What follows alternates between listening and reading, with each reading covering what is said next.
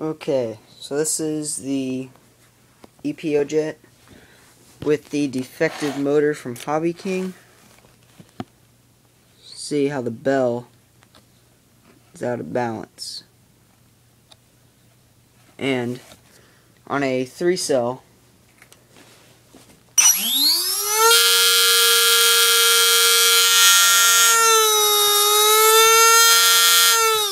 starts to vibrate the mount. And is even worse with the prop adapter and everything else on it, because it just escalates the entire effect. So this motor is pretty much inoperable right now, and the plane is not being able to fly with this motor on it.